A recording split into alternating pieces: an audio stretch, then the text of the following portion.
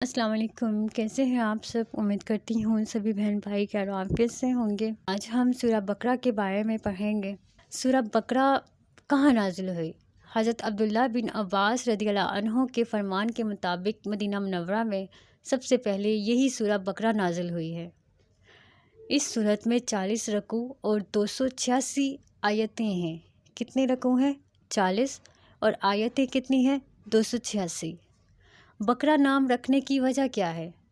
عربی میں گائے کو بقراتن کہتے ہیں، اور اس سورت کے 8ویں اور 9ویں رکوع کی آیت نمبر 67 تا 73 میں نبی اسرائیل کی ایک گائے کا واقعہ بیان کیا گیا ہے۔ اس کی مناسبت سے اسے سورت بقرہ کہتے ہیں۔ سورہ بقرہ کے فضائل۔ احادیث میں اس سورت کے بے شمار فضائل بیان کیے گئے ہیں۔ ان میں سے 5 فضائل درج ذیل ہیں۔ حضرت ابو امامہ بہلی رضی اللہ عنہ سے روایت ہے، نبی کریم صلی اللہ علیہ وآلہ وسلم نے ارشاد فرمایا، قرآن پاک کی تلاوت کیا کرو، کیونکہ وہ قیامت کے دن اپنی تلاوت کرنے والوں کی شفاعت کرے گا۔ سبحان اللہ۔ اور 2 روشن صورتیں یعنی سورہ بقرہ اور سورہ آل عمران پڑھا کرو، کیونکہ یہ دونوں قیامت کے دن اس طرح آئیں گی جس طرح 2 بادل ہوں، یا 2 سایہ بان ہوں، یا 2 اڑتے ہوئے پرندوں کی قطاریں ہوں، اور یہ دونوں صورتیں اپنے پڑھنے والوں کی شفاعت کریں گی۔ سورہ بقرہ پڑھا کرو، کیونکہ اس کو پڑھتے رہنے میں برکت ہے، اور نہ پڑھنے میں ثواب سے محروم رہ جانے پر حسرت ہے، اور جادوگر اس کا مقابلہ کرنے کی طاقت نہیں رکھتے۔ حضرت ابو ہریرہ رضی اللہ عنہ سے روایت ہے، حضور صلی اللہ علیہ وآلہ وسلم نے ارشاد فرمایا، اپنے گھروں کو قبرستان نہ بناؤ، یعنی اپنے گھروں میں عبادت کیا کرو، اور شیطان اس گھر سے بھاگتا ہے جس میں سورہ بقرہ کی تلاوت کی جاتی ہے۔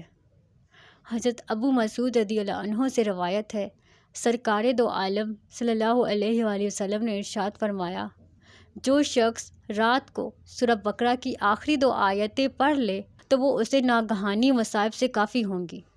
حضرت ابو ہریرہ رضی اللہ عنہ سے روایت ہے، حضور اقدس صلی اللہ علیہ وآلہ وسلم نے ارشاد فرمایا، ہر چیز کی ایک بلندی ہے، اور قرآن کی بلندی سورہ بقرہ ہے۔ اس میں ایک آیت ہے جو قرآن کی تمام آیتوں کی سردار ہے، اور وہ آیت الکرسی ہے۔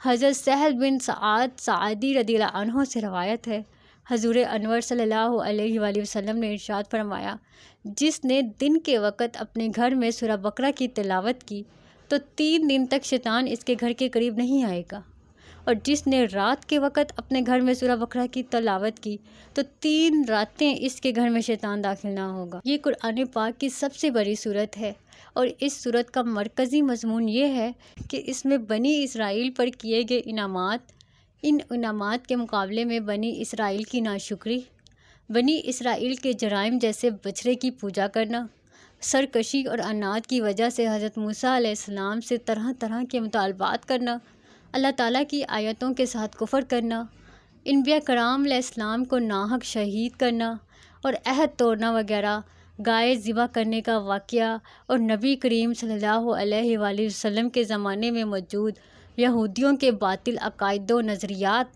اور ان کی خباثتوں کا بیان کیا گیا ہے، اور مسلمانوں کو یہودیوں کی دھوکہ دہی سے آگاہ کیا گیا ہے۔ اس کے علاوہ سورہ بقرہ میں یہ مضامین بیان کیے گئے ہیں کہ قرآن پاک کی صداقت، حقانیت اور اس کتاب کے ہر طرح کے شک و شبہ سے پاک ہونے کو بیان کیا گیا ہے۔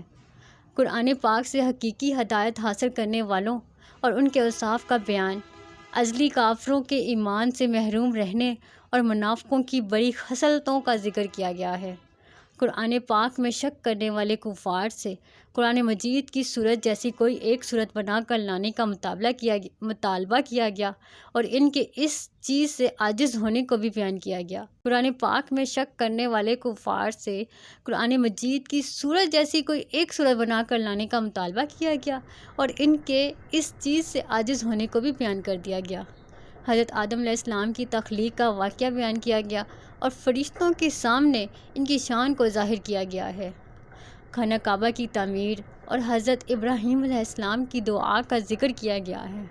اس صورت میں نبی کریم صلی اللہ علیہ وآلہ وسلم کی پسند کی وجہ سے قبلہ کی تبدیلی اور اس تبدیلی پر ہونے والے اعتراضات و جوابات کا بیان ہے۔ عبادات اور معاملات جیسے نماز قائم کرنے، زکوٰۃ ادا کرنے، رمضان کے روزے رکھنے، خانہ کعبہ کا حج کرنے، اللہ تعالیٰ کی راہ میں جہاد کرنے، دینی معاملات میں قمری مہینوں پر اعتماد کرنے، اللہ تعالیٰ کی راہ میں مال خرچ کرنے، والدین اور رشتہ داروں کے ساتھ سلوک کرنے، یتیموں کے ساتھ معاملات کرنے، نکاح، طلاق، رضاعت، عدت، بیویوں کے ساتھ ایلا کرنے، جادو، قتل، لوگوں کے مال ناحق کھانے، شراب، سود، جوا اور حیض کی حالت میں بیویوں کے ساتھ صحبت کرنے وغیرہ کے بارے میں مسلمانوں کو ایک شرعی دستور فراہم کیا گیا ہے۔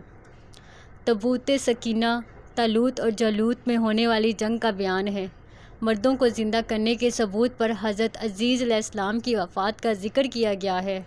حضرت ابراہیم علیہ السلام کو 4 پرندوں کے ذریعے مردوں کو زندہ کرنے پر اللہ تعالیٰ کی قدرت کا نظارہ کروانے کا واقعہ بیان کیا گیا ہے۔ اس سورت کے آخر میں اللہ تعالیٰ کی بارگاہ میں رجوع کرنے، گناہوں سے توبہ کرنے اور کفار کے خلاف مدد طلب کرنے کی طرف مسلمانوں کو توجہ دلائی گئی ہے اور مسلمانوں کو قیامت کے دن سے ڈرایا گیا ہے۔